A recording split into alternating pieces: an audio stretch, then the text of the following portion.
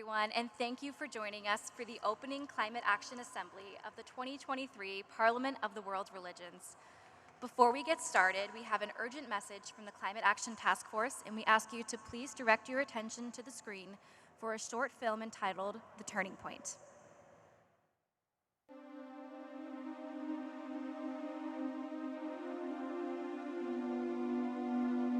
The Turning Point. Humankind has crossed a critical threshold. Climate change has touched everyone on our planet. Our common lived experience will never be as it was before. Our children and grandchildren will never be able to fully experience the beauty, joy, and richness of the natural world that shaped our lives and the lives of our grandparents.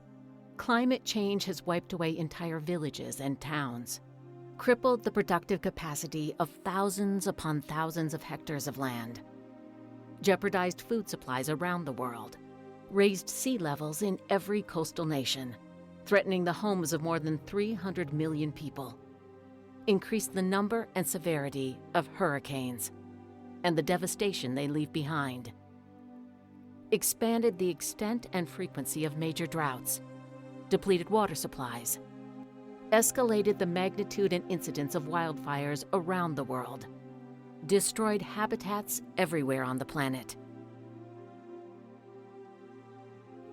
and driven countless species to extinction. Climate change is the dominant feature of the Anthropocene age, the geological epoch in which human activity has become the primary influence on the global environment. The consequences of climate change, like most of the crises in the Anthropocene, fall most heavily on those least responsible for what has happened. Time is up for doing too little, or for doing nothing at all. Life on our planet has changed. Human actions have caused these changes, and their impact will become more severe with each passing day. This is the reality of the Anthropocene.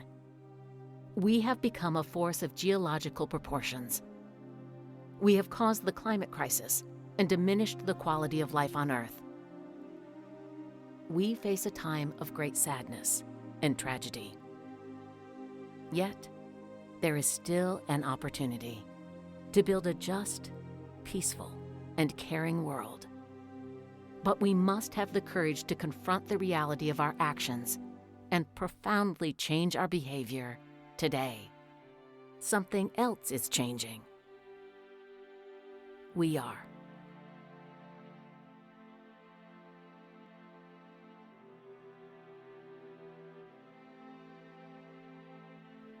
We are not willing to allow ignorance and greed to be the foremost hallmarks of human impact. We are not willing to allow heedless economic interests of a few to dictate the future of all our children. We will not be part of business as usual.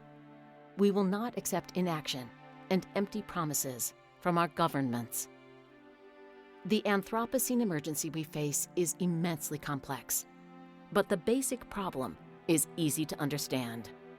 Our choices have shaped the world we live in. To change the world, we must make better choices. This is the central moral challenge of the 21st century. It begins with our own choices, but it also requires deep changes in our economies and societies. It is up to us to commit to a world that is nurturing, sustainable, and just. Our faith traditions call on all of us to acknowledge the damage we have done to our planet. We will align our actions with our faith and our ethics. We will courageously confront the consequences of our actions. We will change our behavior. We will become passionate stewards of our planet. We will accept the responsibility we each have for the care of creation. We will hold our nation's leaders responsible to these same values. Please join us by endorsing this statement and sending your comments.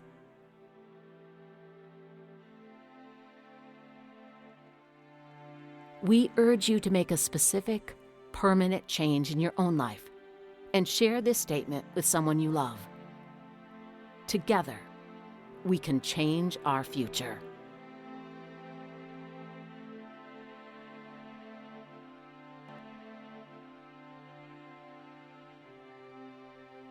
And we will. Please welcome to the stage members of the Parliament's Climate Action Task Force, Debra Boudreaux, Caleb Nyquist, and Motafram to give an interfaith invocation.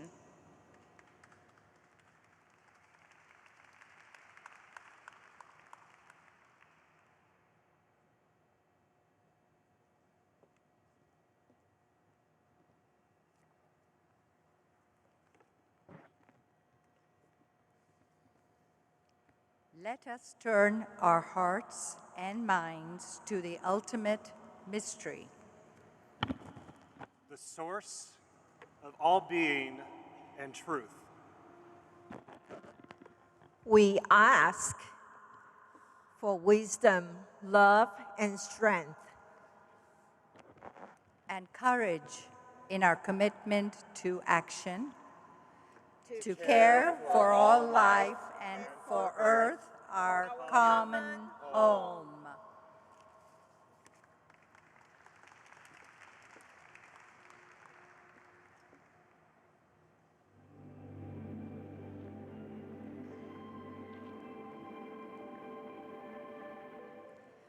We will now hear from David Hales, trustee and chair of the Parliament's Climate Action Task Force. Previously, Hales served as president of the College of the Atlantic, chair and president of Second Nature, the managing organization of the American College and University's President's Climate Commitments, and as the director of the Michigan Department of Natural Resources. He also led environmental policy and sustainability programs for the U.S. Agency of International Development. As a diplomat, he has represented the United States in numerous negotiations on climate change, urban affairs and policy, and biodiversity. He served in the Carter administration as Deputy Assistant Secretary of the Interior and was the first American to serve as chair of the World Heritage Convention. Please welcome to the stage, David Hales.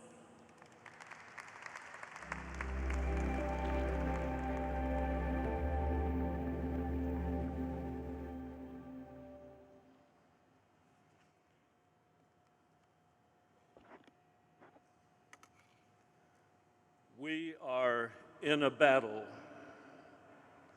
for the sustainability of our planet and for the souls of our children.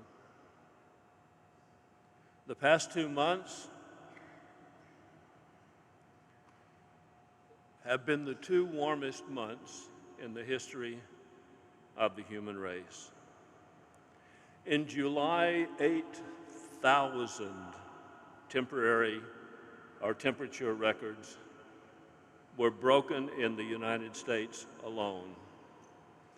Devastating wildfires have occurred in more than 20 nations. Summer in the southern hemisphere is yet to come, as are the effects of a strong El Nino on a climate-changed world. The ocean has never been warmer. The Arctic and the Antarctic have changed, perhaps irreparably. Climate change affects almost every relationship, those that provide stability to natural ecosystems, and those which affect how we treat each other. The political and the economic systems, the distribution of wealth, and our rights as humans. But you know all of this, don't you? Nothing I said was news to you. You see it in every newspaper. You see it on television stations daily.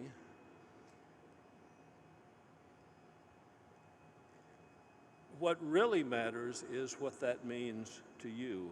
You have lived, and you are living, through the transition of our parents' world to a less predictable world where climate disasters have already begun to be the new normal. It will get worse before it could possibly get better. We have chosen this world with our choices and actions, with our greed and selfishness and ignorance. We have sold our birthrights for the trinkets and convenience of consumerism. The luxuries of the wealthy and the privileged have taken necessities from the poor and the powerless. And yet this is a convening of hope. It is a convening of hope, for just as we have chosen today, we can choose a difference for tomorrow. There are 90, that is worth welcoming, and it's time to shift now to those hopes. So what can we do? In the 90 or so programs that are part of the climate track, there are seeds of hope. People who are accomplishing, people who are learning lessons, people who deserve to be celebrated, including all of you. And I hope from those 90 programs we will see a flourishing reality. And those are nested in the programs of the rest of the convening, which are also rooted in justice and in hope and in human rights. We can succeed because we've just passed another tipping point, as the introductory film said. Climate denial is no longer possible for anyone of good faith and common sense. It is impossible. Our fossil fuel-based economy has passed its peak. Investments in renewable energy are now almost double new investments in oil and gas year by year. And renewable energy will become less expensive, more available, and more reliable. And the market choice will inevitably drive fossil fuel off the market.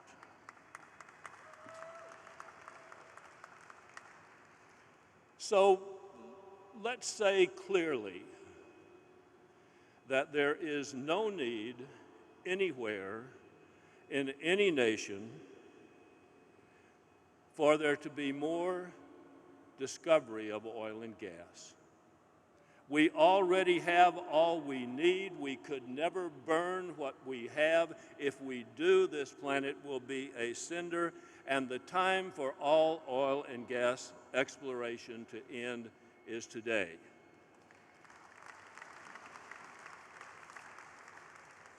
If COP28 does not say that as clearly as I just did, then COP28 will be a failure.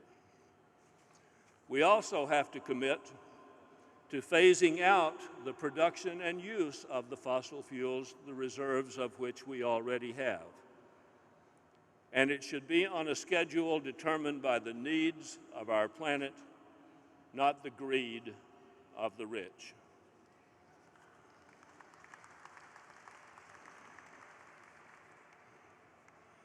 And it's also time to end the election to public office of anyone who denies the reality of human-caused climate change.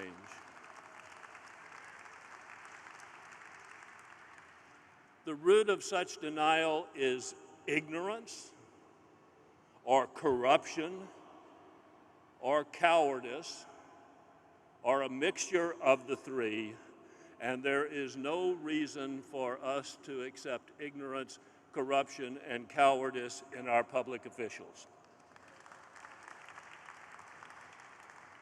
We must demand honesty and courage and common sense.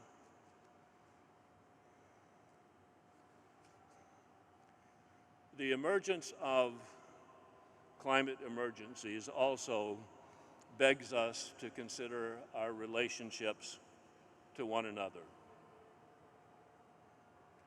And that, of course, is the foundational theme of this gathering, defending freedom and human rights. At the core of all human rights is a healthy environment, clean air, clean water, productive land, and healthy life, not just humans, but healthy life. 4 simple standards for our actions. If what you do will make water dirty, don't do it. If what you do will make land less productive, don't do it.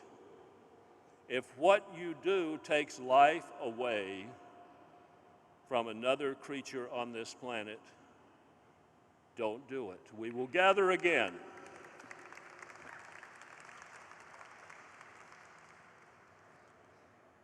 We will gather again on Friday in Climate Assembly to commit ourselves to actions, to inspire and to support each other, and to celebrate what we can do to make this a better world, a healthy world of freedom and dignity characterized by clean air, clean water, productive land, and healthy life. Thank you.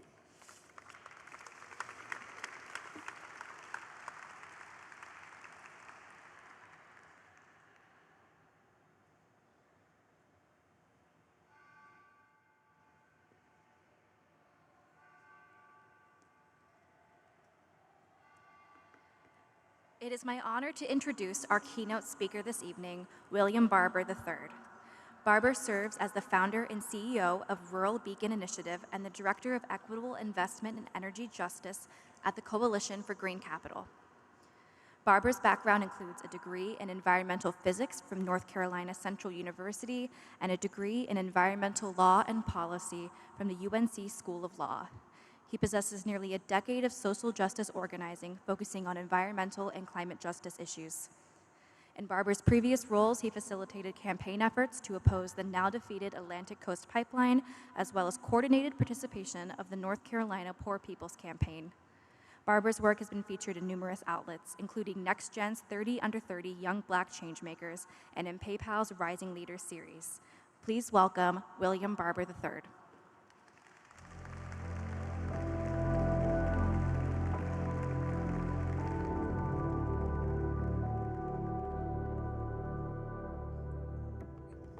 Good afternoon. Our fierce urgency of now.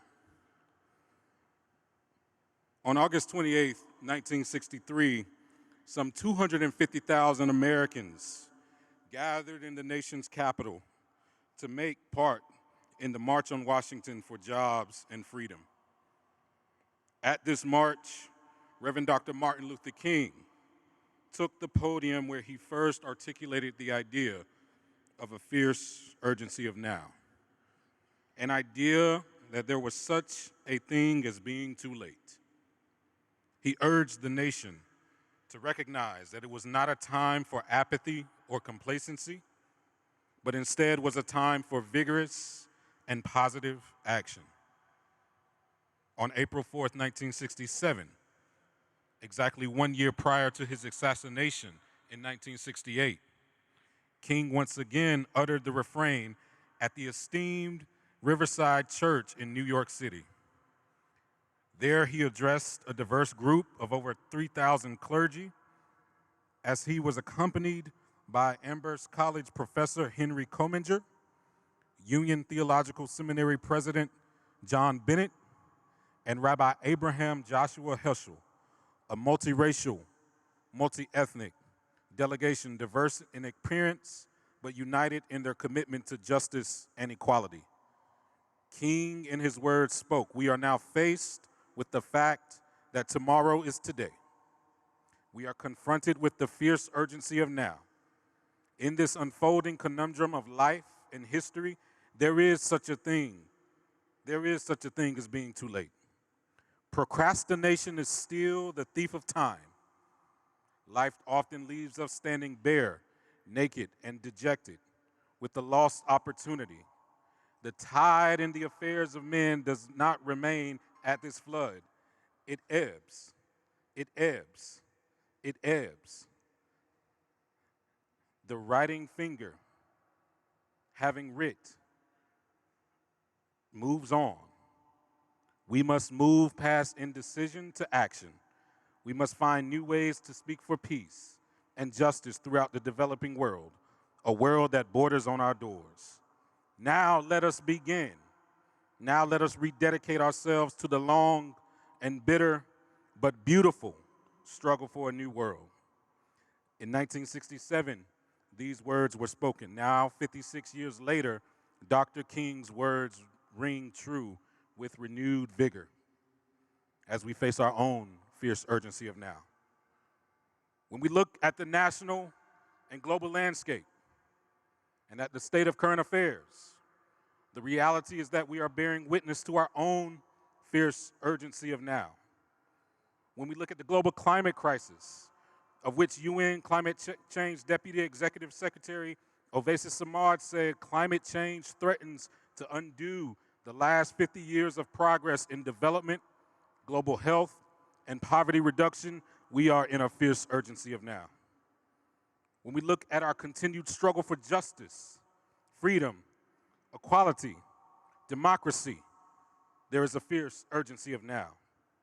Now, as I stand before each of you, I realize that I am talking to a group of highly intelligent, highly informed people. You all are, as in society in general is, plugged into the world, the challenges, the threats we face, threats and challenges that make us question our ability to restore the belief in hope, the belief in the possibility of life, not only among ourselves, but among others.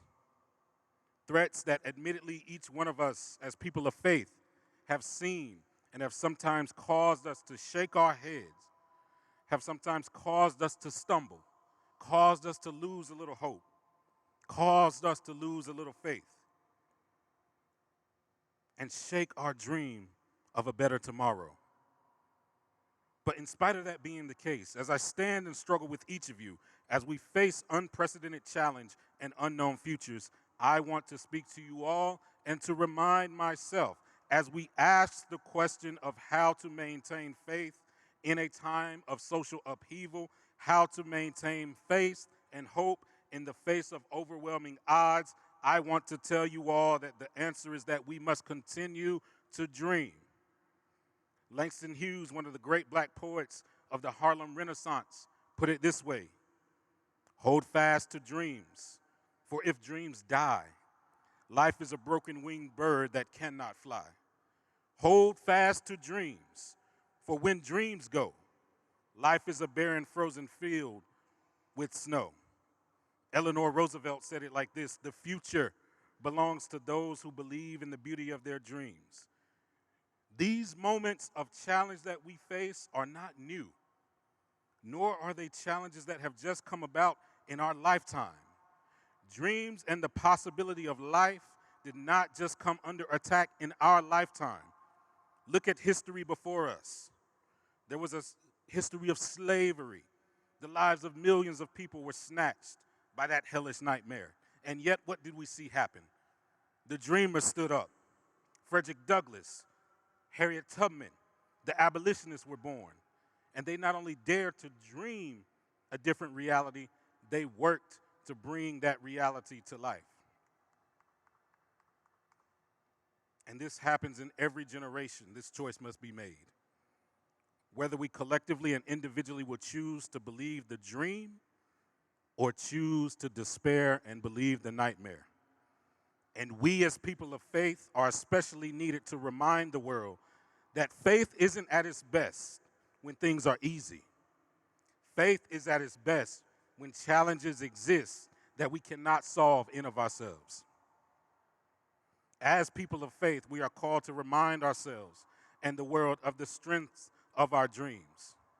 Whenever there's a system of oppression, whenever there's injustice, the greatest threat to that system are the dreamers. Because it is the dreamers who retain the faith and the hope that things can change. So as I close, I encourage each and every one of you, hold on to dreams. Hold on to dreams. Hold on to dreams. On climate, we know the challenge. James Farmer Jr., the founder of the Congress on Racial Equality, said in the 1960s that if we do not save the environment, then whatever we do in civil rights will be of no meaning because we will all have the equality of extinction. We've seen the turmoil caused by global upheavals in the form of rampant poverty, extreme heat, but we have to keep the faith. We've seen powerful politicians and oligarchs attempt to get in the way of societal progress and frustrate our best efforts to build movements of the people for the people. But we have to keep the faith. We've seen that generations of leaders have come and gone. Years of struggle have been threatened by denial of or reckless inaction and have sometimes caused us to weep. But we have to keep the faith. We have to keep the faith. Because as we look around in this room, each of our presence is testament that the universe will always raise up a remnant. Each of our presence here is testament that though there is work to be done, hope is not lost. Each of our presence here illustrates what is said in my faith tradition, that where two or three are gathered together, the Creator is in the midst. We face a fierce urgency of now, where we must change the priorities of a society which claims to be the most powerful in history. Each of us in this moment is met with a moral and a generational obligation not to despair, but to continue to work to effect change, not just to hope for it, but to see it enacted, if there is to be a future. And in doing so, we each redeem ourselves and prove ourselves worthy of the great human experiment. Let our prayer be like the Franciscans who said, may God bless us with discomfort at easy answers, half-truths and superficial relationships, so that we may live from deep within our heart. May God bless us with righteous moral anger at injustice, oppression, and exploitation of God's creation, so that we may work for justice, freedom, and peace. Let us fill the whole earth with the song of hope and redemption in this hour, and sign with our lives the old hymn which says, revive us again, fill each heart with thy love, let each soul be rekindled with the fire from above. Lord, rekindle in us a fire for justice, a fire for truth, a fire for hope, that we may change the world as it needs be. Revive us again. Hallelujah. Thank you.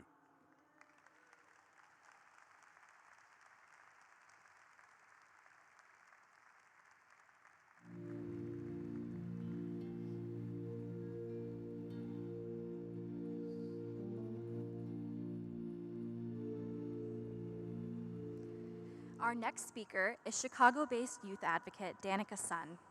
As an incoming high school senior at Illinois Mathematics and Science Academy, Danica is passionate about amplifying the voices of youth at the intersections of climate action, technology, entrepreneurship, and female empowerment. She has experience in the climate movement leading strikes, speaking to representatives, advocating for plant-based eating in sustainable fashion, mentoring various environmental clubs in the Chicago area, educating her communities to action, and working to bring municipal composting to her residential school. Danica will be attending COP28 as one of 5 Chicago area youth representing the organization It's Our Future. Danica serves on the leadership team of Climate Reality Chicago, where she also co-heads the youth action team, independently known as the Chicago Climate Youth Coalition. She is also the co-head of Fridays for the Future Chicago and co-president of the environmental club, Club Terra. Please welcome Danica Hsin.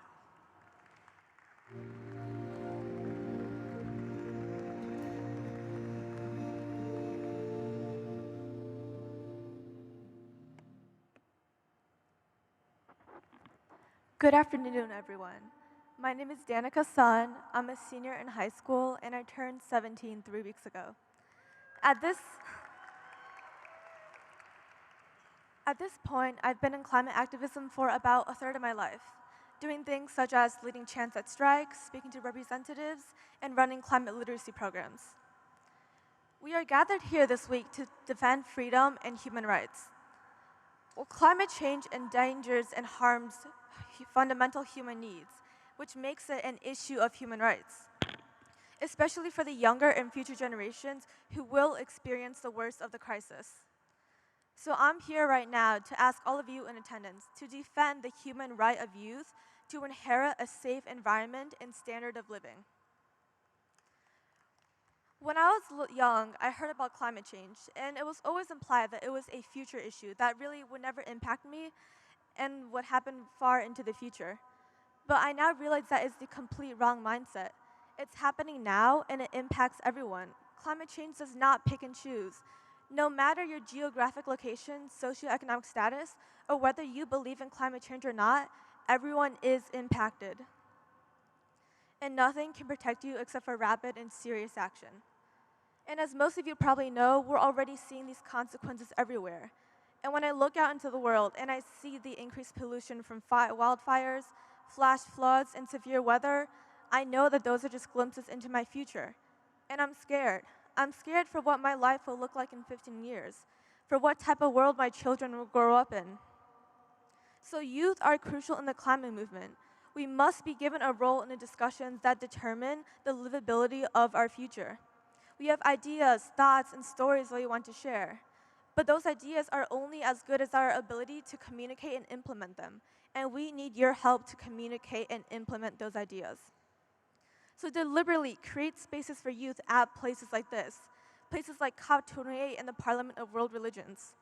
I am so fortunate to be able to attend COP28 this year, and you best believe I'm making the most out of that opportunity, ensuring that I have the most impact possible to represent all the other youth that are not able to attend. And just like how we want adults to listen to us youth also want to learn from you guys. So mentor us and form partnerships. Educate the youth not yet involved in the movement and empower them, bringing them to action.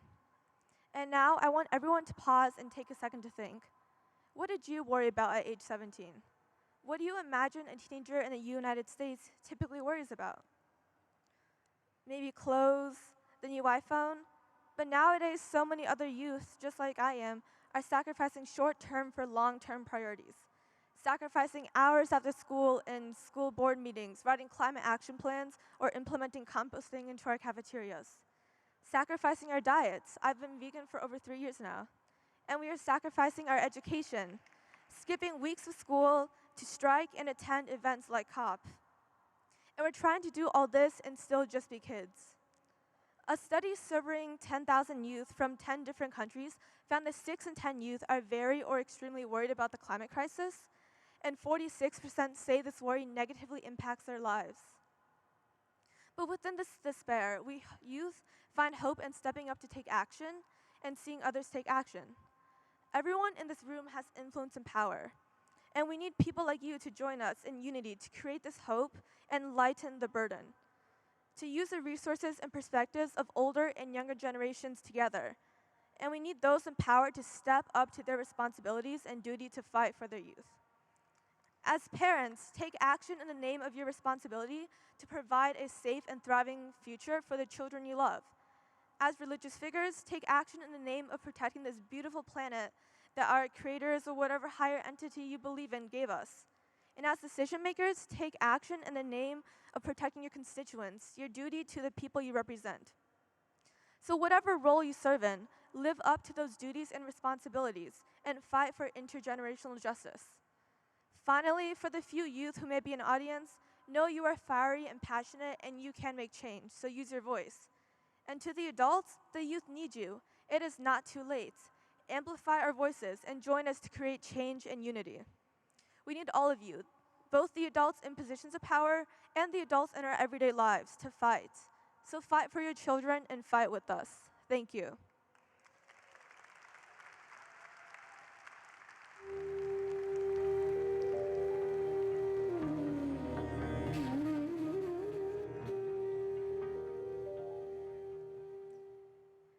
Our next speaker is Chicago-based youth advocate Jelena Collins, an 18-year-old environmentalist who's been in the field since she was a young teenager.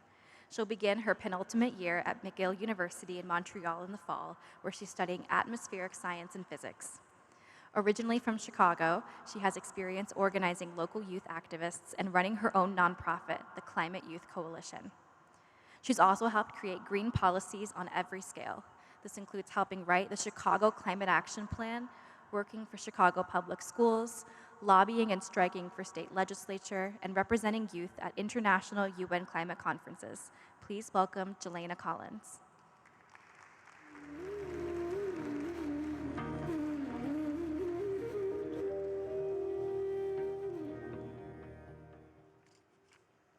Hi, everyone, and thank you so much for being here today.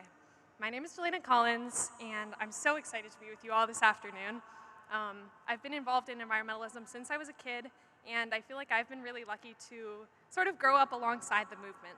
I'm 18 years old now, and I'm starting my second year studying climate science at McGill University in just a few days, but it was really my experiences out in nature as a little kid, plus a mom who exposed me early to environmental activism that got me here today. At age 14, I had my first exposure to more hands-on style sustainability work when I volunteered with my mom at a green film festival here in Chicago. Since then, I've become exponentially more involved with the movement, and I've been lucky enough to be able to pursue my passion for climate science while advocating for and shaping policies on international, federal, statewide, and local levels. At UN climate conferences at both Glasgow and Montreal, I was able to watch environmental policies be debated and written firsthand while trying to make sure that the voices of young people were incorporated into every decision that was made.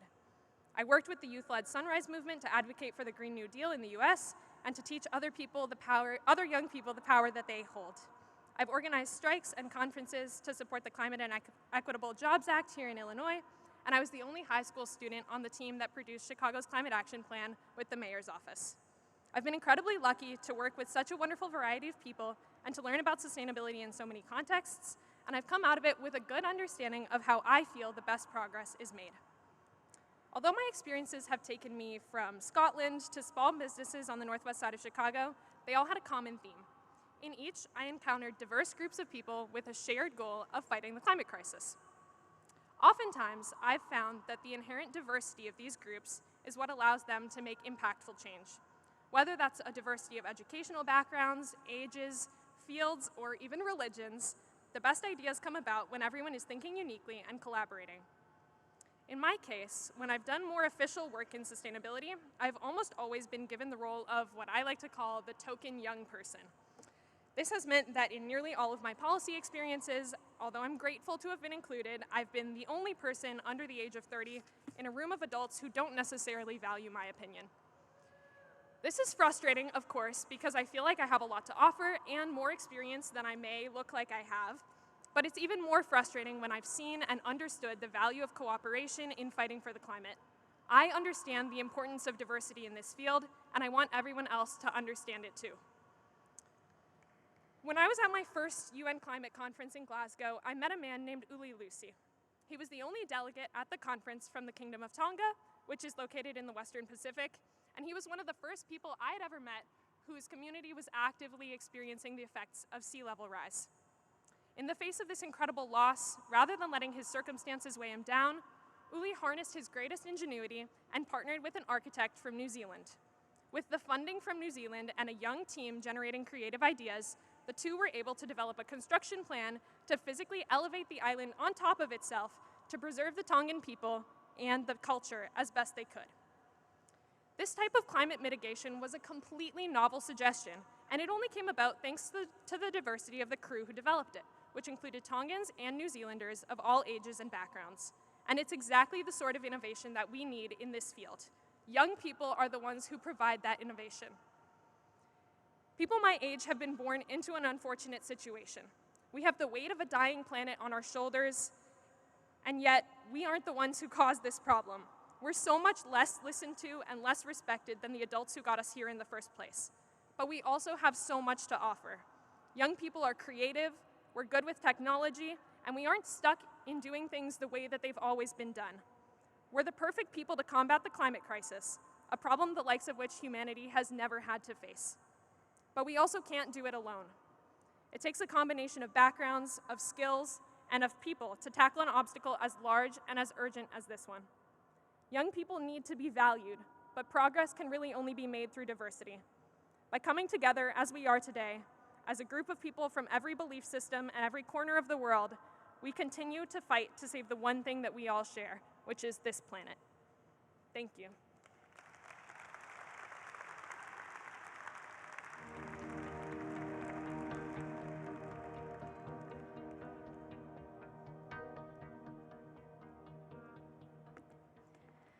Our next esteemed guest comes to us via video message. A past Parliament luminary and an iconic environmental leader, we will hear next from Dr. Jane Goodall. Her discovery in 1960 that chimpanzees make and use tools rocked the scientific world and redefined the relationship between humans and animals. In 1977, she established the Jane Goodall Institute to advance her work around the world and for generations to come. The Institute continues the field research at Gombe and builds on Dr. Goodall's innovative approach to conservation, which recognizes the central role that people play in the well-being of animals and the environment. In 1991, she founded Roots and Shoots, a global program that empowers young people in nearly 60 countries to act as the informed conservation leaders that the world so urgently needs. Dr. Goodall is a UN Messenger of Peace and Dame Commander of the British Empire. Please turn your attention to the screens for a message from Dr. Jane Goodall. Hello, this is Jane Goodall, and I really wish I could be with you all. I'm speaking from the house where I was brought up in the UK. I was brought up as a Christian. My grandfather was a congregational minister.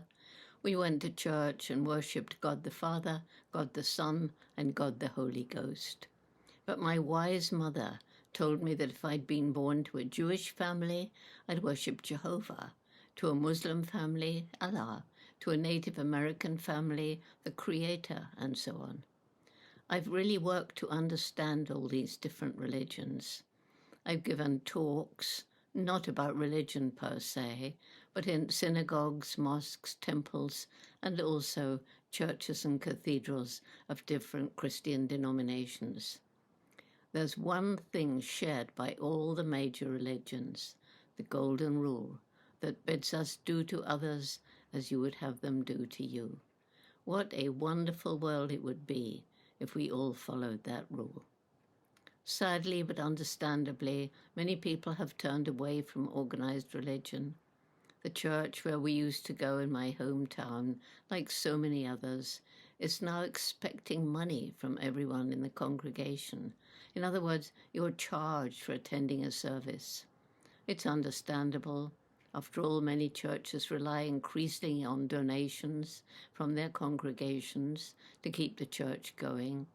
But it does take away from the spiritual atmosphere, and many people now prefer to pray in private.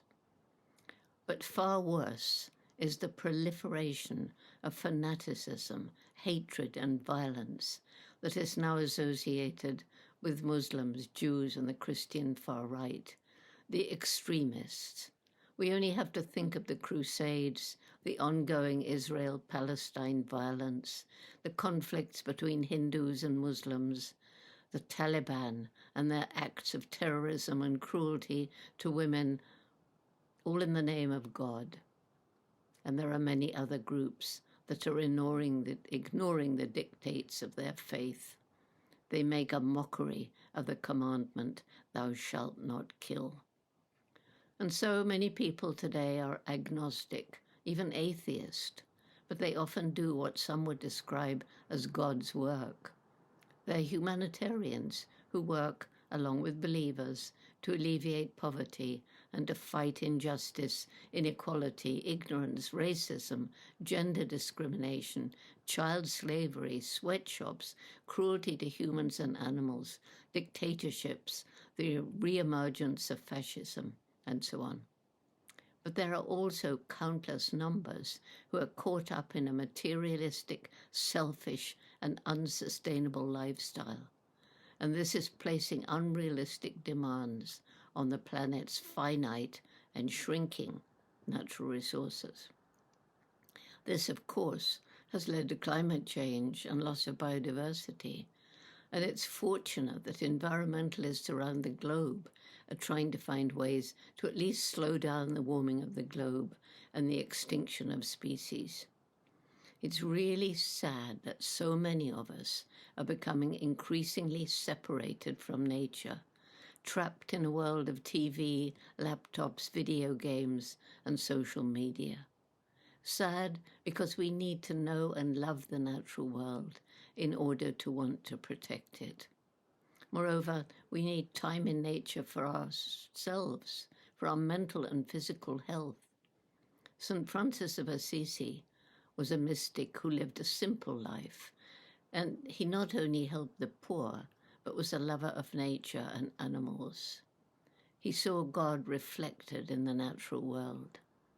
When I was on my own in the rainforests of Gombe, where I studied chimpanzees for years, I became part of nature, and I felt such a strong connection with the great spiritual power, which, with my Christian upbringing, I would call God. I was awed by the wonder of nature and felt a close connection, not only with the animals, but with the whole environment. Like St. Francis, I would greet familiar trees and the streams and the peak from which I used to watch the chimps. And I felt awe and wonder as I lay at night, looking up at the stars, sensing the infinity of the universe. Those years strengthened me. How else could I go around the world trying to energize those who have lost hope and fallen into apathy or become depressed or angry and sometimes violent? When I'm weary and sad, I still seek solace in nature. Just now, I looked out of the window at the beech tree I climbed as a child. I saw a robin on the bird table, his red breast glowing in the sunlight, and I felt again that sense of wonder and awe. Each leaf, each feather, the sun itself, was the work of an unseen hand. Some of the greatest scientists, such as Einstein, believe that behind the creation of the universe there is an intelligence, which is, of course, just another name for God. It's so important to understand that we are not only part of the natural world, but we depend on it for food, water, air, everything. But we depend on healthy ecosystems. And ecosystems are made up of a complex mix of interconnected plants and animals, each with a role to play in the glorious living web of life. And when more and more species disappear, the web will hang in tatters and the ecosystem will collapse. This is happening around the world as we destroy one ecosystem after another, as we pollute air, water, land. The so-called greenhouse gases, CO2, methane, and so on, now blanket the globe and trap the heat of the sun. And this has led to ever-rising temperatures, and this is changing weather patterns everywhere. This is why we have more frequent and often terrifying hurricanes, floods, droughts, heat waves, and wildfires. The natural world, God's creation, is calling out for help, begging us to take action before it's too late.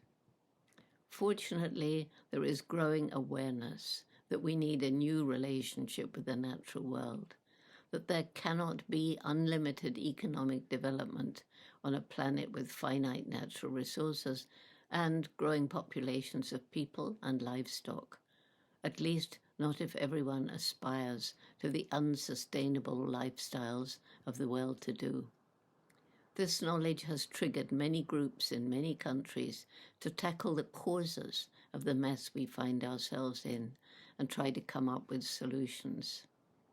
People are always asking if I really have hope for the future, because I've seen so much human and animal suffering and environmental destruction. To me, hope is not passive, wishful thinking. It's about action, working to make our wish a reality. And without hope that our efforts will make a difference, why bother? When people tell me they feel hopeless and helpless, I tell them, don't think about global problems, but think about something you care about in your own community, whether it be waste, cruel treatment of animals, homelessness, whatever it is. And I suggest they get a group of friends together, discuss the problem, roll up their sleeves, and do something about it. Then they'll see that they can make a difference, and they feel good about that, and they want to do more, and this inspires others to join them. And then, realizing that there are groups like theirs all over the world, they find hope. Let me share my main reasons for hope. Firstly, the amazing human brains we humans have been blessed with. More and more people are coming up with ways to develop a better relationship with the natural world, protecting forests and other ecosystems, turning to ways of farming that do not rely on the chemical and poisonous pesticides and herbicides that destroy biodiversity and the soil on which we depend.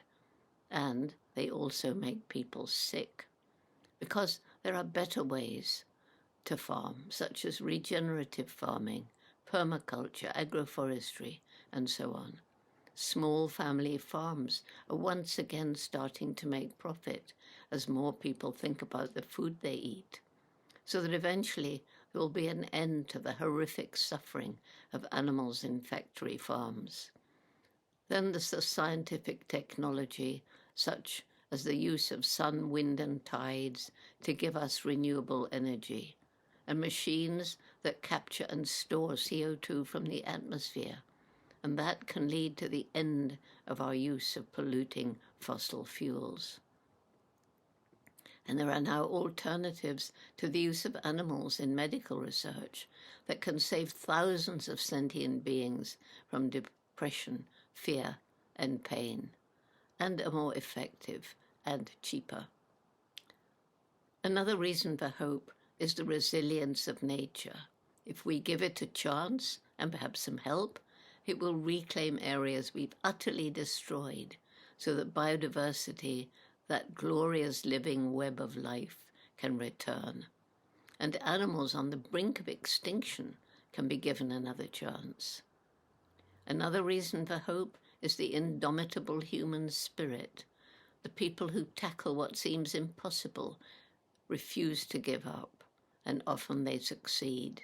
And even if they don't, they inspire others to work towards the same goal. We only need to think of Mahatma Gandhi, Nelson Mandela, Martin Luther King, Rachel Carson, whose book Silent Spring started an environmental movement back in the 70s. And then a growing number of individuals or small companies are challenging the giant corporations that are harming the planet. Why? Because they want to make short-term profit at the expense of saving the environment for the future. Recently, a number of these dedicated individuals have challenged giants like Monsanto and won. We all have that indomitable spirit. We must have the courage to join the fight to save our planet. Perhaps my greatest reason for hope is the energy, commitment, and determination of young people when they understand the problems and are empowered to take action. I'm really inspired by the environmental and humanitarian program for young people, Roots and Shoots, that I began in 1991. It's now in 69 countries and growing. Its main message is that every one of us makes an impact on the planet every day, and we can choose what sort of impact we make. And even small ethical choices as to what we eat and wear, what we buy, how we treat each other, animals, and the environment, when they're made by millions of us cumulatively, make a significant difference. We have thousands of groups of all ages, from kindergarten through university, and more adults are joining the movement. Each group chooses projects to help people, to help animals, to help the environment, and we partner with other youth groups around the world. Because we link groups from different countries and cultures, they're discovering that far more important than the color of our skin, our language, our culture, our religion, is the fact we're all human. We all laugh and cry, know joy and depression and love. We're working to bring together young leaders from Palestine and Israel, and if any of you could help us to locate such groups, I'd be so happy. Roots and Shoots partner with youth groups all around the world. In Tanzania, where Roots and Shoots began, we see perfect harmony between Christian and Muslim youth. We celebrate the UN International Day of Peace, flying giant peace doves made of old bed sheets and chicken wire with 20-foot wingspans, and they're carried on long poles. And we sing our peace song, for music as a language understood by all cultures.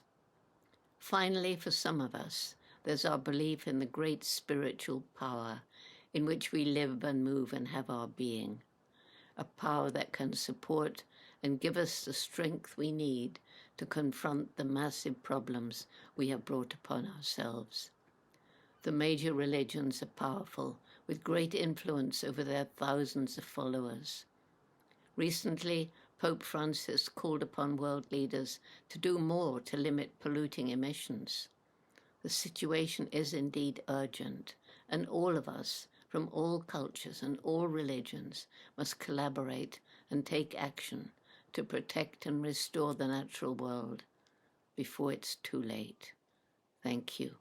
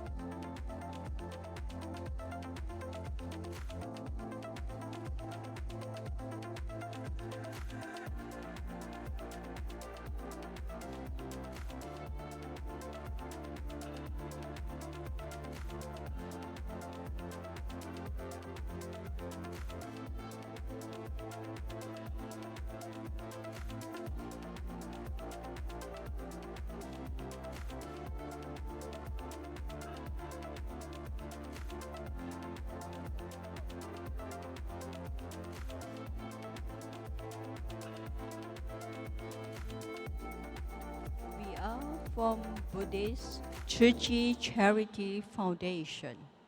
We are now going to lead a Buddhist prayer. Kindly put your palms together. As we pray, let's imagine the world filled of compassion and love. In my heart, I feel deep gratefulness. All my heart is filled with sincere praise.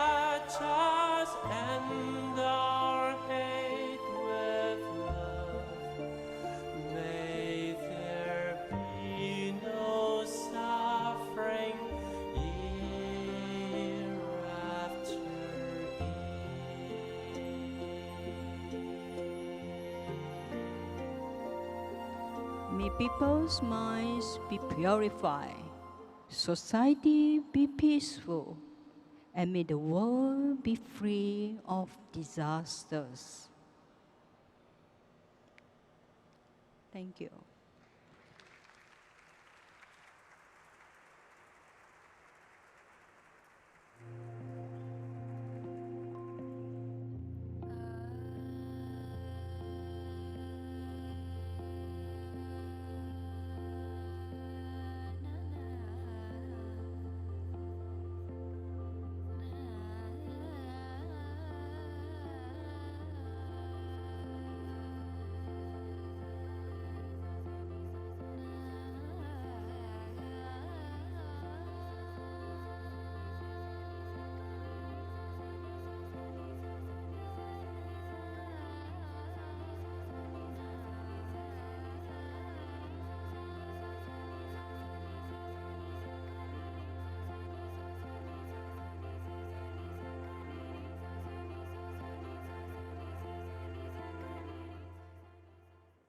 Coming to us via video message, our next speaker is Dharma Master Hsin, the founder of the Museum of World Religions, the Global Family for Love and Peace nonprofit, and the Lingjiao Shan Monastery. Please direct your attention to the screens for a message from the Dharma Master. 各位尊敬的宗教领袖，各位宗教界的好朋友，大家吉祥平安。今天我们的题目是捍卫自由与人权。我们必须从人类永续发展来看待这个题目，才有意义。现在地球和人类已经面临生死存亡的关键时刻。气候暖化让南北极冰山融化，海水即将淹没陆地。加拿大森林大火烧树叶，大片森林的资源燃烧殆尽，各地水旱灾不断，暴雨、飓风、灾难频传，战争武器、核子试爆，更加速烘烤地球，让地球成为一个大暖炉。春夏秋冬四季消失，植物种子无法生长，粮食危机已经到来。这些都是眼前的事情，我们怎么能不想办法改变这一切？虽然现在全球政商科技业各领域已经展开行动，联合国 COP 也积极地讨论寻找办法，包括人工智慧高度发展。我呼吁这些都要以灵性为基础，固守好道德伦理，不要破坏生态。技术和政策只能治标，唯有人心的觉醒和改变才是治本的方法。要觉醒和改变什么呢？要认知灵性即生态，生态是灵性，灵性跟生态是合一的，这是平等关系，也是伙伴关系，而不是掠夺关系。尊重物种存在的价值，包容彼此生存的空间，分享共同的成果，这就是多元共生、相依共存、互济共生的道理，是生命共同的根源，是形成生态的 DNA。万物在灵性中彼此串联成生命共同体，成为伙伴关系的生态。从灵性中觉醒，在生活中做出改变，人心共同的觉醒，是人类生存的最后机会。地球只有一个，继续破坏生态的结果就是大家一起灭亡。所以，我再次的至诚邀请大家灵性觉醒，跨界合作，从宗教界开始，共同推动灵性觉醒，让破坏者反省改正，大家通力合作，找出复原生态和解决生态危机的办法，同时也要终结战争，以及销毁核子武器，这样才能消弭地球和人类的生存危机，还给大家一个干净、和平、永续的生态环境，这才是真正的自由和人权。我在缅甸筹备生命和平大学，将灵性观与生态保护整合成一套实践系统，培育各领域的人才，在共同理念下化成行动来解决问题。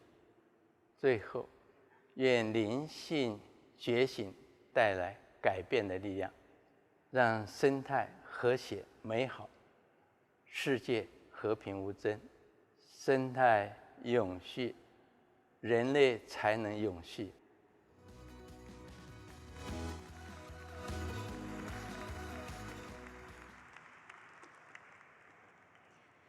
Please welcome our next speaker, Elder Moogy Sumner. Moogy is a world-renowned performer and cultural ambassador of Wurundjeri arts, crafts, martial arts, and traditional culture. He is a strong supporter of innovative art and has featured in many media productions and cultural collaborations. His work focuses on traditional canoe building and reigniting the ceremonial fires along ancient trade routes of the Darling and Murray Rivers, which is continuing as an annual arts project. Moogy lives and works in Adelaide and Camp-Horinek, South Australia.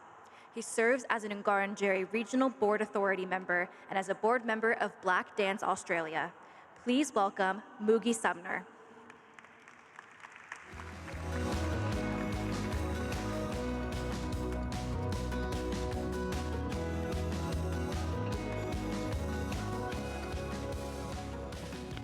Good afternoon. What I'd like to talk about is our part of the country, where I live, where I grew up, what I done as a kid, what I done when I followed my uncles, my dad, my grandparents, all the things that we done to look after the land. I'm still doing that today. I'm teaching my grandchildren, my children, my great-grandchildren, teaching them about looking after the environment, looking after the land that we live on, looking after the animals. We travel from our part of the country down on the River Murray, the Coorong, on the Southern Ocean, all the way up to a place in New South Wales, and we dance. We celebrate the river, the water, and we dance different groups. We go through, because we're in Ngaranjeri in Ghana, we travel up to all the other groups, and we dance from there all the way down to on the River Murray, to Lake Alexandrina, to the Coorong. It's a mixture of fresh and salt water. We dance all the way down there. It takes us about 10 days. We dance at a different spot every night. The welcome is done by that group. They welcome us into their country. Then we'll move on. As we're moving on, some of the people from that country will come with us. And then we'll go through the same process all the way down. So we travel up there with about maybe 40 people. When we get back down the end of the river, there's maybe 800 to 1,000 people dancing. All different people paint up differently. It's a big festival. We celebrate the river, celebrate the ocean, looking after and dancing and looking after different parts of the land. We talk about that land. We show people. Some people come and they travel with us.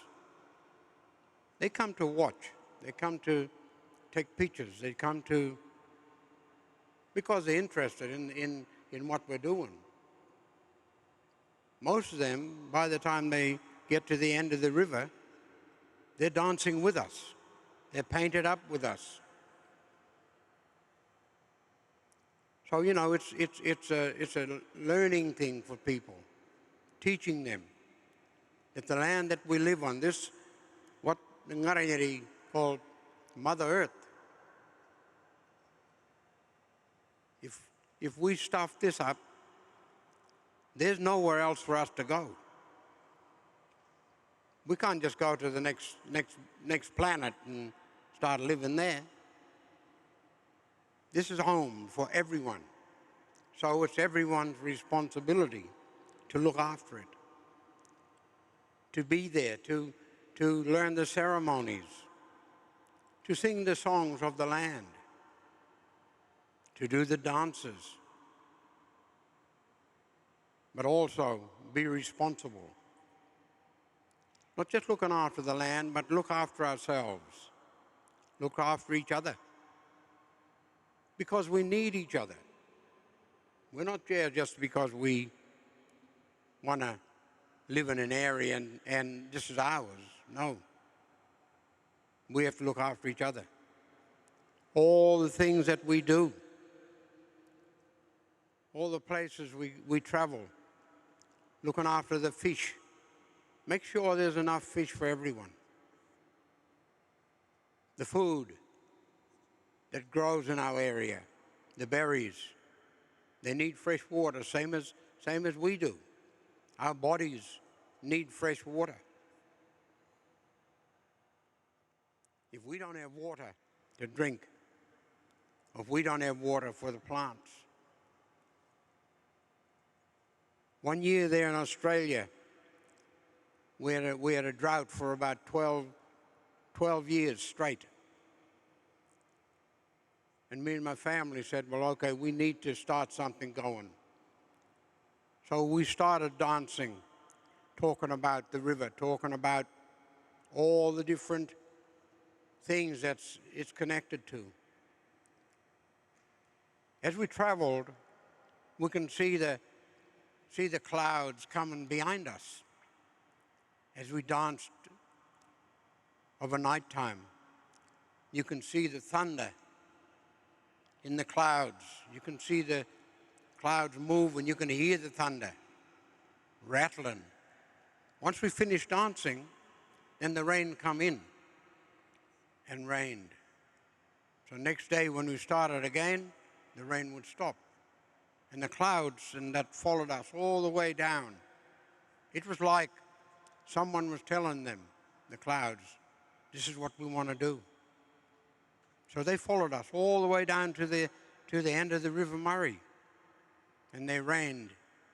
One night there on a place called Lake Albert, we were dancing about 200 and something meters out on the lake bed. And guess what? When we finished dancing, the rain came.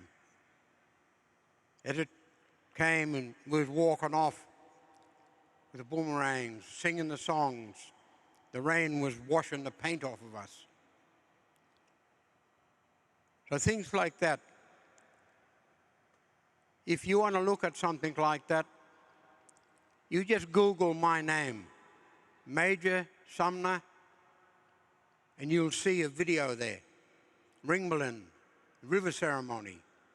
That'll show you all the stuff that I do around ceremonies, around looking after the land. And when we have the ceremony down there, it's open to anyone. Everyone could come. We get buses, put people on buses, and we travel. So if you want to come and learn, come and dance, come and be a part of healing, not just for the land and the river, but healing ourselves, you're welcome to come. Just look up my name, and we'll have it advertised when we're going to have it next time.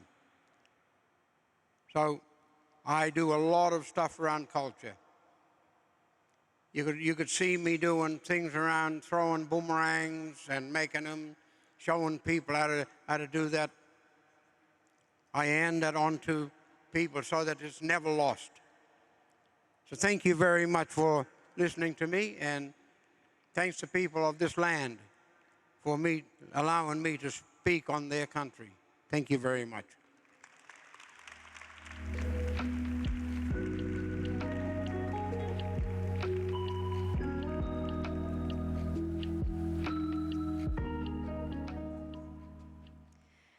Our next speaker is Casey Camp-Horinek, a longtime Native rights activist, environmentalist, and actress.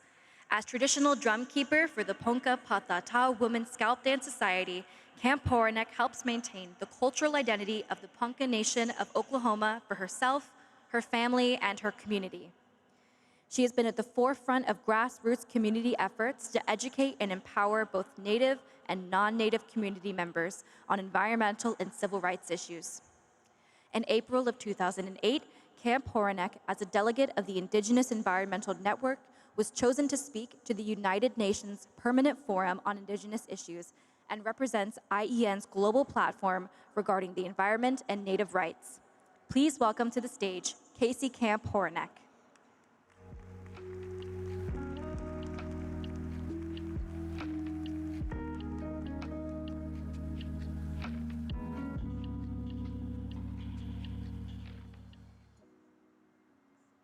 First of all, I want to ask you for your prayers.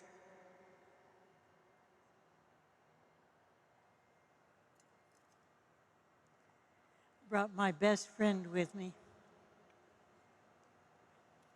and yours. Her name in your language is Water.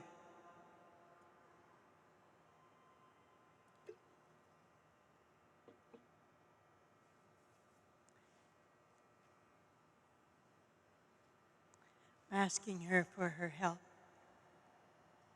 as she has sustained us for all these millennia.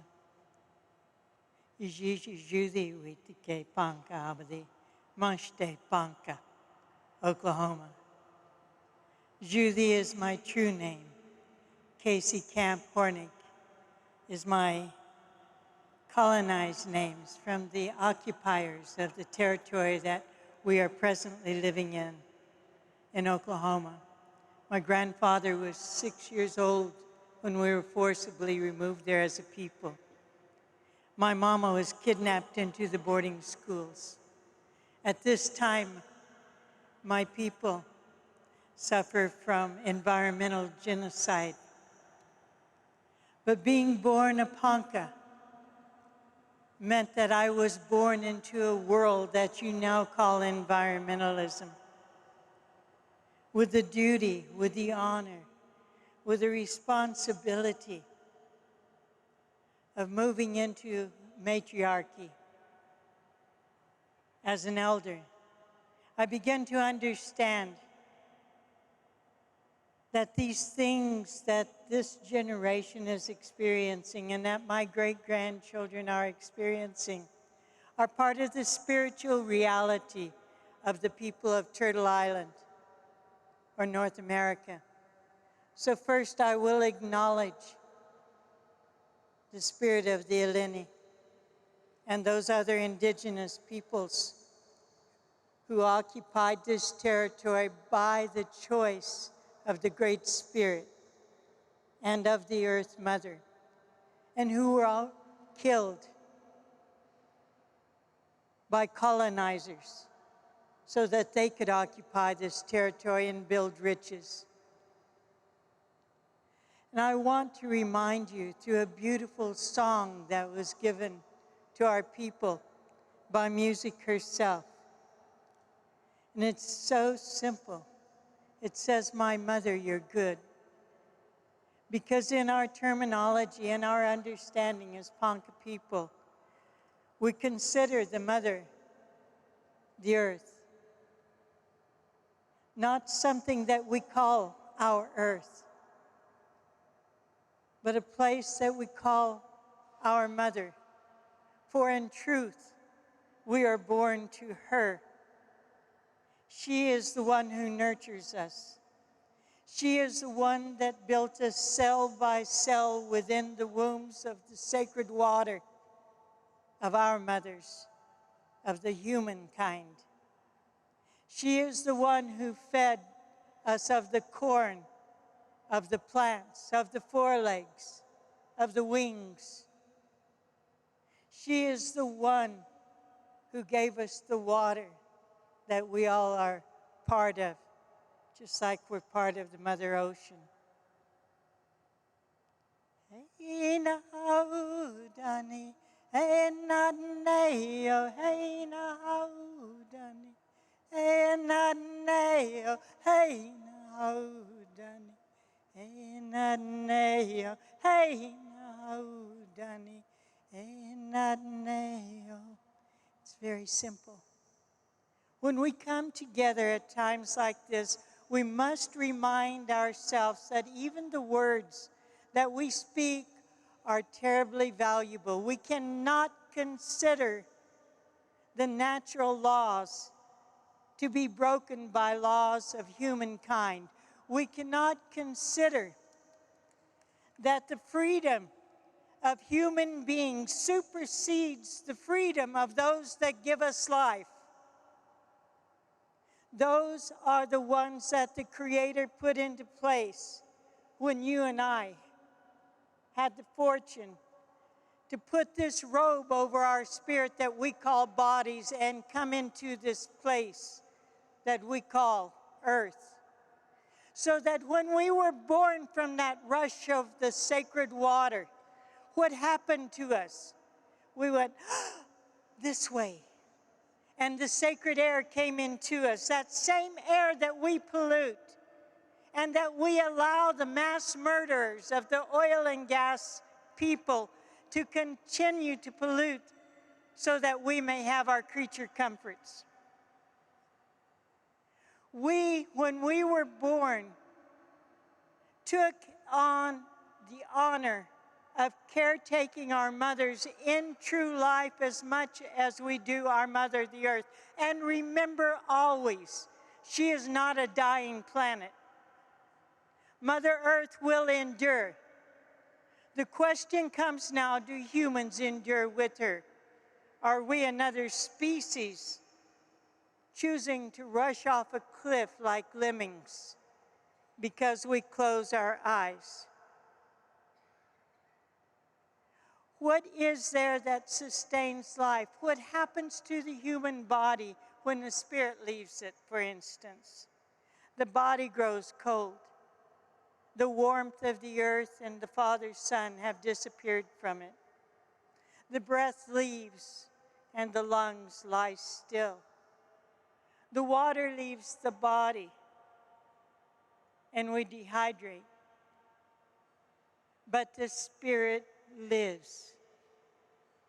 So today, at this sacred moment, we have to unite our spirits and our will and align human law with natural law.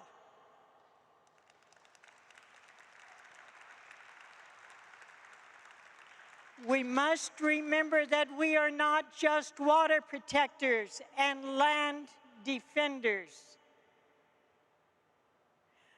But if we look out and we try to say, what is nature?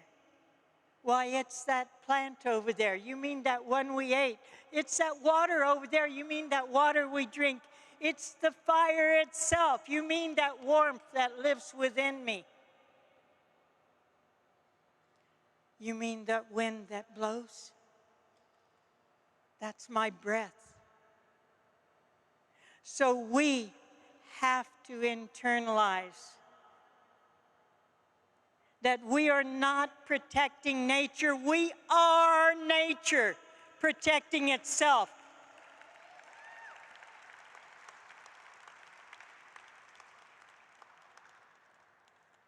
And we got this.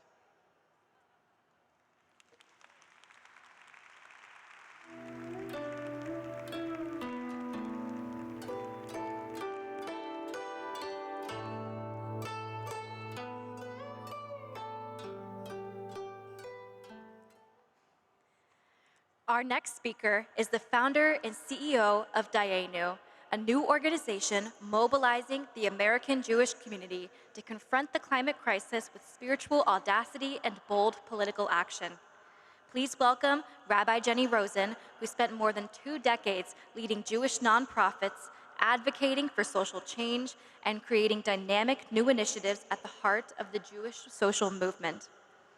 Before founding Dayenu, she served as Vice President for Community Engagement at HIAS and as the Director of Jewish Life and Values Program at the Nathan Cummings Foundation. There, she built the Jewish Social Justice Roundtable and the Salah Leadership Training Program, while spearheading initiatives to cultivate the environmental movement and women as agents of change in Israel. She has twice been named one of Forward's 50 most influential Jews in America. Please welcome to the stage, Rabbi Jennie Rosenn.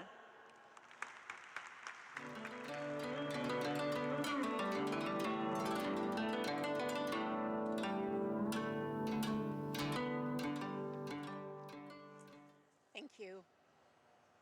Hine ma tovu manayim shevet achim gam yachad. It is good to come together, brothers and sisters and friends, and an honor and a blessing to share the stage with these other leaders and gather together all of us, religious leaders from across the globe, from many corners of the earth. We are living in such a dark and frightening time in human history as we face the climate crisis in all its devastation and pain, feeling its impacts more and more acutely with every passing season. But we also know that it is not yet too late. It's difficult to overstate the importance of this moment, the existential critical window of time we have to pull our world back from the brink of destruction and build a more just and livable, sustainable world for all people for generations to come. But it will take moral courage and vision, boldness, leadership, and yes, organizing. It requires us to remember and lean into our collective power, because we have tremendous collective power. This is a time for bold, not incremental action. We need responses and solutions at the scale and speed that science and justice demand. And none of us can sit this out. This moment in history demands nothing less than transformation, and everyone has a role to play, everyone. There's a role for scientists and a role for engineers, a role for politicians and a role for philanthropists, and yes, there is a role for religious leaders, and it is both prophetic and pastoral, offering our people a sense of urgency and hope. I think about our role as faith leaders as fourfold. The first is as a moral voice. We must lift up a clear moral call, centering values like the absolute equal worth of every single human being, the right to clean air and water and food and shelter, the mandate to protect, not sacrifice those who are most vulnerable, choose life, not death, blessing, not curse, pursue justice. A moral voice means always asking, whose lives are we centering in our solutions? Because we know the impacts of the climate crisis rest disproportionately on those who've been historically marginalized. People living in the global south, in poverty, in particularly vulnerable areas, and people who experience racism and other forms of bigotry. The climate crisis, it's a force multiplier, exacerbating historical inequities, even as it impacts everyone. And raising a moral voice means we must not be afraid to name evil. We know the fossil fuel industry and those who do their bidding are the Goliaths of our time, and we must not hesitate to say so, loudly, clearly, without caveat. We must lead with moral courage. 2, our religious traditions remind us that a different world is possible and hold out a vision for that world. We're in a time that requires radical imagination because we don't only need to fight the Goliaths, we also need to envision and build a completely different future. One in which we honor our earth and each other, we recognize our profound interconnection, a world in which we care for one another, where all people can live lives with dignity and meaning. This is the stuff of our traditions and visions of what a just and vibrant society can look like. In this time when doom and despair can too easily reign, when a lack of moral imagination is all too easy, part of our work as faith leaders is to remind people that a different world is possible. 3, we gathered in this room are leaders and organizers of communities. Faith communities are critical bases for building and leveraging power with political leaders. Name any major successful social movement, and faith communities were part of it, sometimes at the center. We must organize our people for bold climate action, building political power for systemic change at scale. Because in order to mitigate the most devastating impacts of climate change, in order to address environmental injustice and avert total climate collapse, we need to take action on a systemic level. This means things like cutting demand and supply for fossil fuel energy, advocating for comprehensive climate policy, moving our money, and changing our political landscape. It means building a powerful and holy movement. If there was ever a moment for us to step fully into this part of our leadership, it is now. We have no time to waste. And we have a unique role to play in inspiring and empowering people to move from overwhelm to collective action. The story at the core of the Jewish people's narrative is a journey out of Mitzrayim, out of Egypt, literally a narrow place, a place of oppression and genocide, like so many peoples have faced. While wandering in the desert, God reminds us that the path forward and our redemption is not in the heavens or beyond our reach. Lo b'shamayim hi. Our redemption is in our hands. In Deuteronomy, God says, "It is not too baffling to you or beyond your reach. It is not in heaven or beyond the sea. No, the thing is very close to you, in your mouth and in your heart, to do it." The future of the world is in our hands, as in it's on us, it's up to us. And also, it is in our hands. We have the capacity. We have the science, we have the resources, we have the people, and we have the power. We have the opportunity to close the gap between the world as it is and the world as it should be, not by inching the two incrementally closer to each other, but by reimagining and rebuilding a different future. Lo b'shamayim hi, it is not beyond us in heaven. It is in our hands and in our hearts, and we can do it. This call of responsibility and possibility is the message we must preach. And this is the message we must hear and heed ourselves. Which brings me to the fourth role for faith leaders. spiritual resourcing. The devastating climate destruction and suffering millions are already experiencing, it can be too much to bear. The psychological and spiritual dread that fills us as we face what is at stake, and the fact that without massive change, much of the earth will become uninhabitable. There will not be enough food to eat, water to drink, clean air to breathe, major cities underwater. It's too much for our souls and psyches to bear. So people turn away, unable to face the truth, disassociate, a different kind of climate change denial, if you will. Many of us despair, some give up.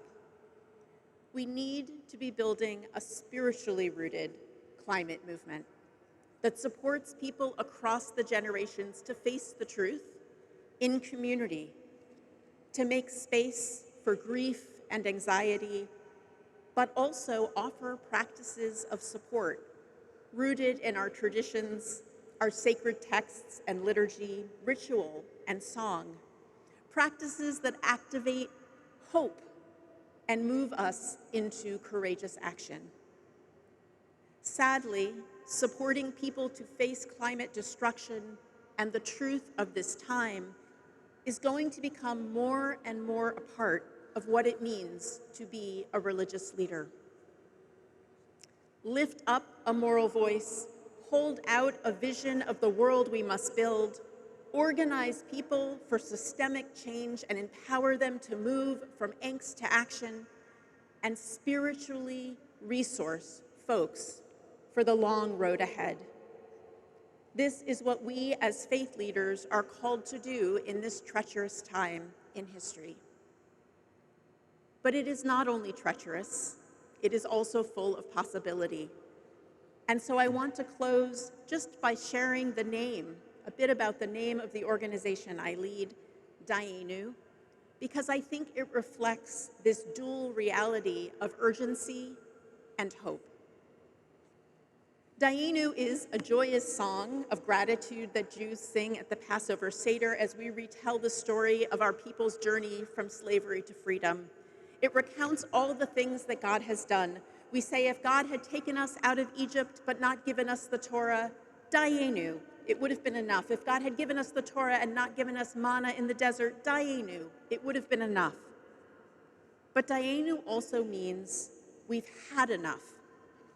We've had enough climate destruction. We've had enough valuing fossil fuel companies over human life. We've had enough letting the impacts of climate destruction fall disproportionately on Black, Brown, and Indigenous, poor and marginalized communities. Dainu.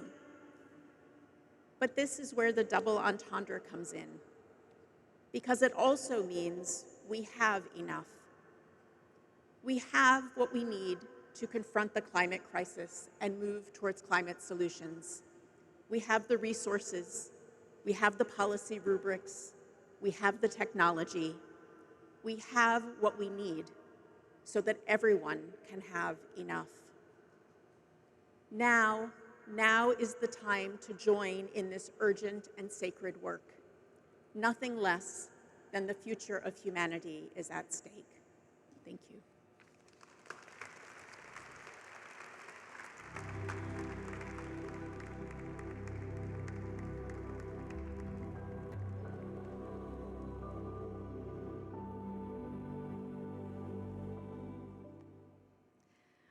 Our next guest is here to speak about a very special event taking place this week, about a critical environmental issue that affects all of us, whether or not we realize it.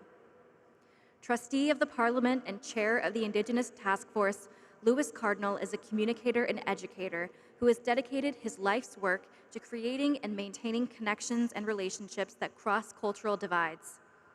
His long track record of public service currently includes Vice Chair of the Documentary Organization of Canada, Alberta, and the Chair of the Global Indigenous Dialogue of Initiatives of Change Canada. He has received 2 medals from Queen Elizabeth II for his contributions to the province of Alberta. Louis is Woodland Cree from the Sucker Creek Cree First Nation in Northern Alberta, Canada. His consulting company, Cardinal Strategic Communications, specializes in Indigenous education, communications, and project development. He is also owner, CEO, and head storyteller of Red Earth Blue Sky Productions, a multimedia production company. Currently, Louis is project manager for the first designated urban Indigenous ceremony grounds in Canada. Please welcome to the stage, Louis Cardinal.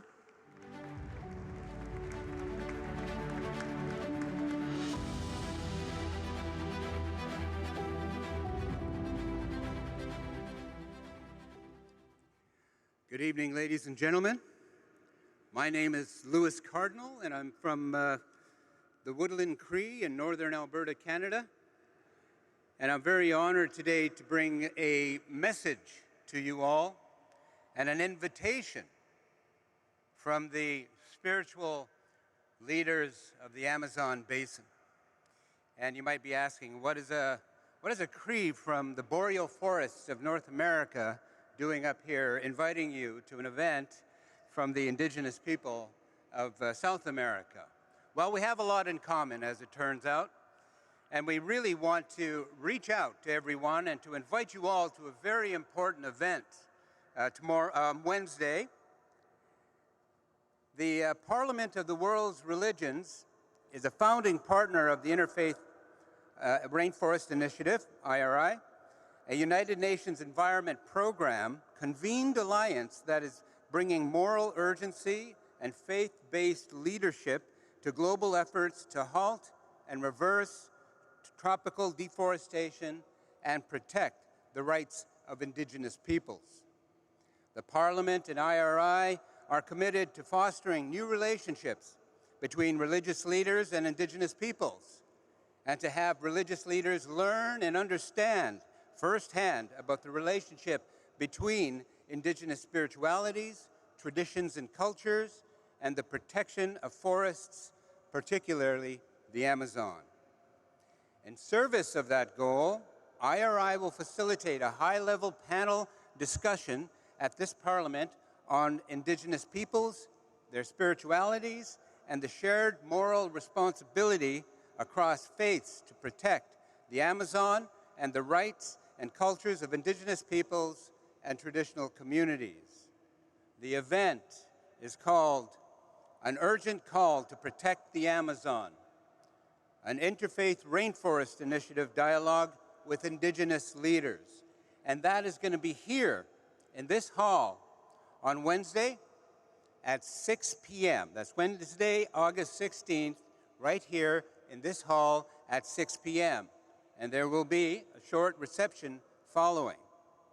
The event will feature several of the Amazon's most prominent Indigenous spiritual leaders and draw links between the sacred wisdom and cosmologies of Indigenous peoples and the long-term protection of the world's forests. Indigenous leaders will gather from the Amazon rainforest, from Brazil, Colombia, and Ecuador. Representatives from the Parliament of World Religions will be here. Representatives from the Interfaith Rainforest Initiative. Representatives from partner organizations and affiliated campaigns such as Religions for Peace, Indigenous Medicine Conservation Fund, BOA Foundation, Yorenka Tesorensi Institute.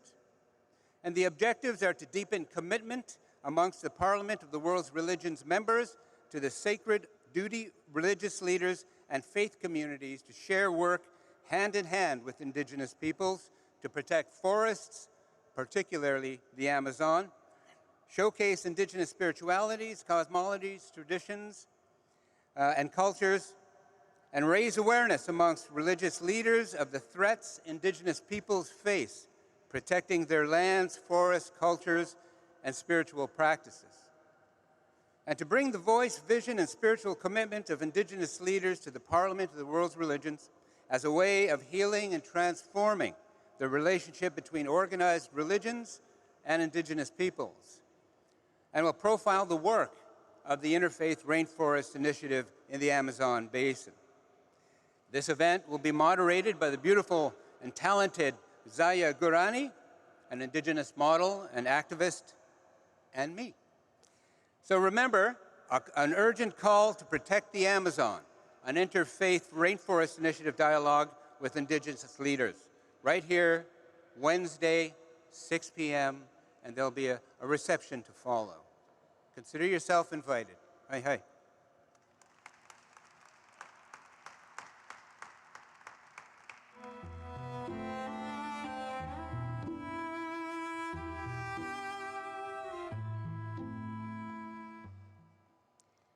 Our next esteemed speaker is president of the Center for International Environmental Law, a nonprofit organization that uses the power of law to protect the environment, promote human rights, and ensure a just and sustainable society, Carroll Muffett.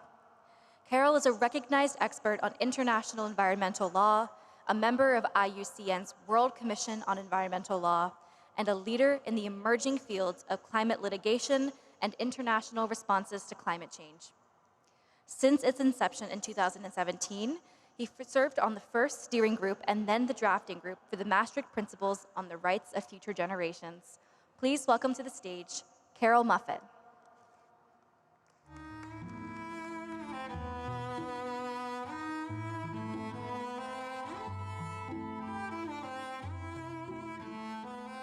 It is extraordinarily humbling to be here with you this afternoon and to speak at the end of that long line of truly extraordinary speakers.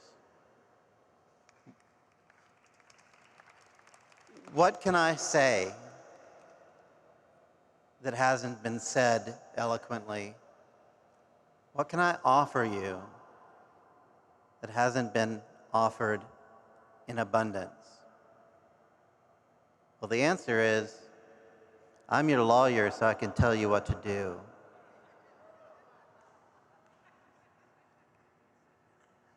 And perhaps we can start by calling climate change by its true names, the real names, the names that we are living, the names that people around the world are living. This summer, as months of searing heat waves burned across the south of the US, across the west of the US, media story after media story about those searing heat waves featured photos of people in bikini on beaches. The story of climate change is not the story of people in bikinis on beaches. That is not climate change's true name. What we have seen this summer, what we've seen with increasing intensity for many years now, is that climate change means drought. Climate change means hunger. Climate change means famine. It means storms and homelessness. It means disease. It means heat stroke. It means profound violations of human rights. And when we recognize that that is what we're fighting, the stakes become clear, the moral case becomes clear, the urgency becomes clear, not just to you, but to the people you need to move in your congregations, in your communities, and in your lives. And so let's begin by calling climate change what it is: a true global emergency.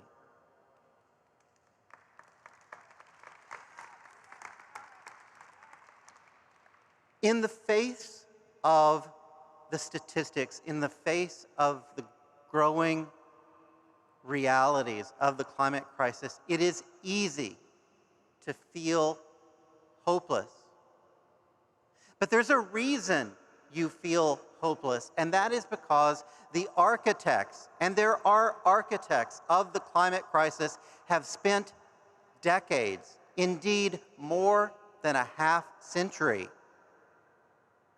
making you believe it's hopeless, and making you believe that you are the cause of climate change and that you alone and acting alone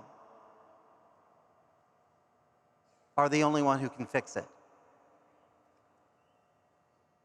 That belief that everyone is responsible for climate change and therefore no one is responsible for climate change is the biggest and most successful lie that the fossil fuel industry has perpetrated for the last half-century.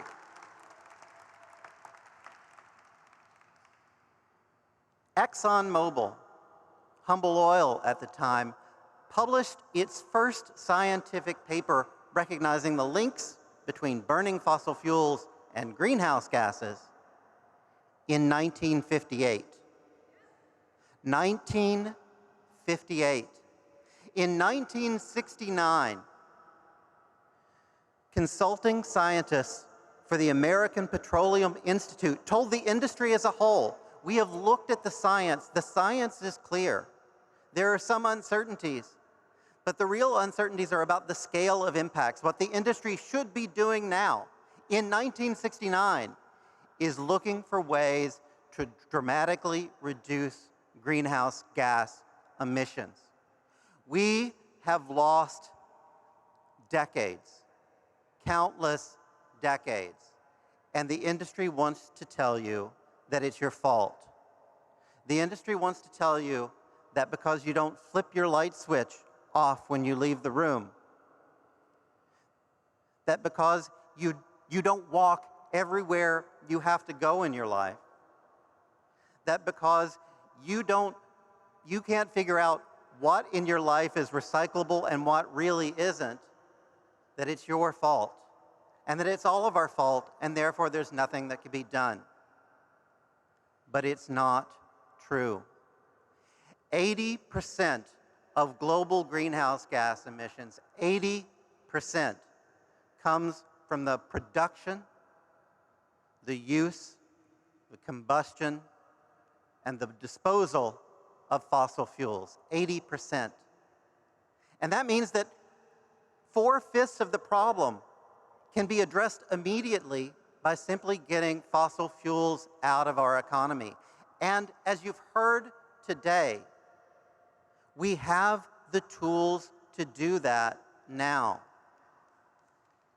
Ironically, in most places in the US, in most places around the world, renewable energy is actually already cheaper than building a new coal plant or building a new gas plant. And indeed, increasingly in countries around the world, just building new wind or solar plants is cheaper than continuing to operate fossil fuels. So we can do this. We have what we need to do this. And the first step, as you've heard from David, as you've heard from speaker after speaker, is to stop digging the hole. The first step is to end the expansion of fossil fuels, to recognize oil, gas, and coal as the weapons of mass destruction that they are, and accelerate the phase out. But how can you do that? What does that have to do with you? And this is where my real offering begins, because it has everything to do with you. When you realize that you are not acting alone, that this is not about whether you turn off your lights. It's not about whether you walk to your grocery store and walk your kids to school. It is not about whether you can figure out what to recycle and not to recycle. It is about how you use your power collectively with those around you.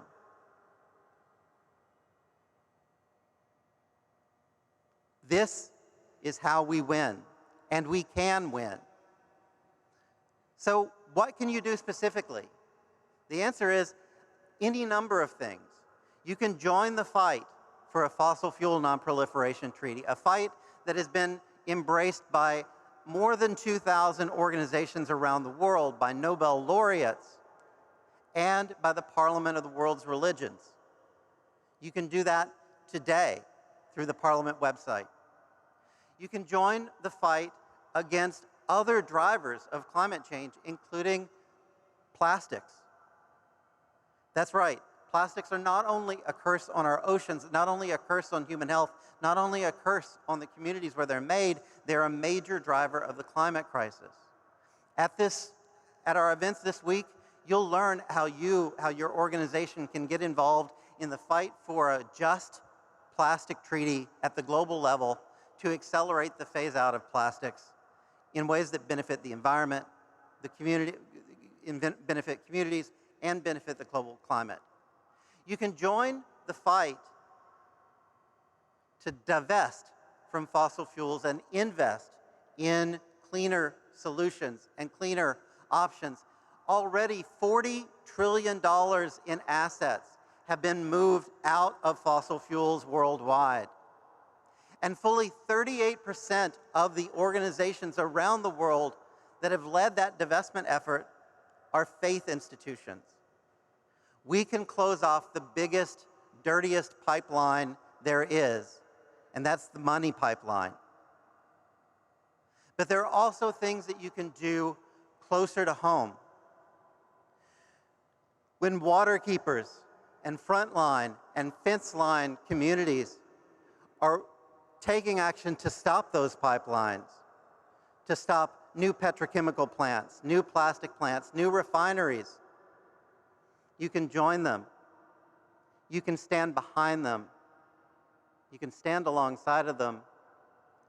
And if they ask you to, you can stand between them and those who would use power and violence to do them injustice and do them harm. More fundamentally, you can speak out. You can speak out in your communities. You can speak out politically. You can ensure that other voices are at the tables where you're sitting, where you're speaking, where you're acting. When you are in a room where decisions are being made, you can look across that room and ask yourself, who is not here that needs to be here? And what is in my power? What can I do to get them here? Because at the end of the day, this is how we win, and this is our true power. The power in recognizing that none of us are doing this alone. We are in the billions. We are communities. We are institutions. We are indigenous peoples. We are entire nation states. We are nonprofits. We are businesses. And we are filled with and surrounded by leaders. Lift them up, join them, and join us. We will do this. Thank you.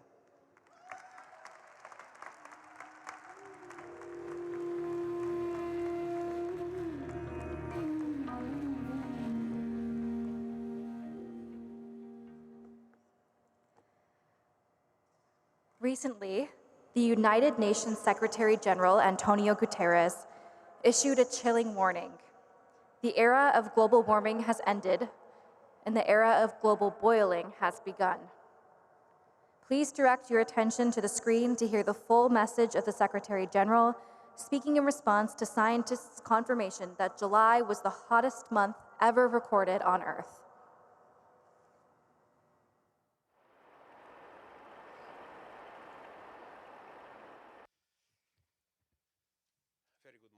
Climate change is here, it is terrifying, and it is just the beginning. The era of global warming has ended, the era of global boiling has arrived. The air is unbreathable, the heat is unbearable, and the level of fossil fuel profits and climate inaction is unacceptable. Leaders must lead. No more hesitancy, no more excuses, no more waiting for the others to move first. There is simply no more time for that. It is still possible to limit global temperature rise to 1.5 degrees Celsius and avoid the very worst of climate change, but only with dramatic, immediate climate action. We need ambitious new national emissions reduction targets from G20 members. And we need all countries to take action in line with my Climate Solidarity Pact and Acceleration Agenda. Hitting fast forward so that developed countries commit to reach net zero emissions as close as possible to 2040 and the emerging economies as close as possible to 2050, with support from developed countries to do so. And all actors must come together to accelerate a just and equitable transition from fossil fuels to renewables as we stop oil and gas expansion and funding and licensing for new coal, oil and gas. Financial institutions must end their fossil fuel lending, underwriting and investments and shift to renewables instead. And fossil fuel companies must chart their move towards clean energy with detailed transition plans across the entire value chain. No more greenwashing, no more deception, and no more abusive distortion of antitrust laws to sabotage net zero alliances. It's time for a global surge in adaptation investment to save millions of lives from climate change. And that requires unprecedented coordination around the priorities and plans of vulnerable developing countries. Developed countries must present a clear and credible roadmap to double adaptation finance by 2025 as a first step towards devoting at least half of all climate finance to adaptation.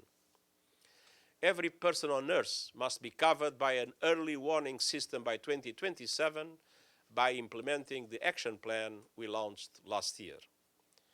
And countries should consider a set of global goals to mobilize international action and support on adaptation. We need a course correction in the global financial system so that it supports accelerated climate action. That includes putting a price on carbon and pushing the multilateral development banks to overhaul their business models and approaches to risk. We need the multilateral development banks leveraging their funds to mobilize much more private finance at reasonable costs to developing countries and scaling up their funding to renewables, adaptation, and loss and damage.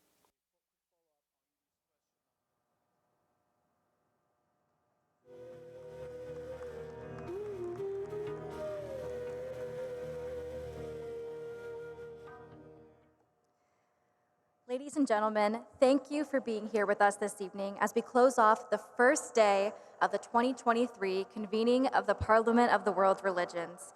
We are so honored by all of our esteemed, wise speakers this evening, and we look forward to carrying their message with us throughout this week. We have a very robust climate action program to offer you this week with over 80 panels and workshops that cover all aspects of the climate crisis. And directly following this assembly, the Elijah Interfaith Institute will hold a climate repentance ceremony here on the main stage at 7 o'clock. Please visit us in the Climate Village of the exhibit hall this week to network and to hear special presentations in the green tent. And we look forward to seeing you all Wednesday evening to hear the special message from the Amazon rainforest and on Friday morning at our closing Climate Action Assembly. Thank you all and be well.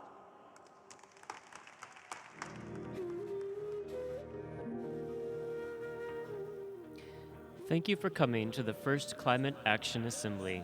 We invite you to come back at 7:10 for a climate repentance ceremony.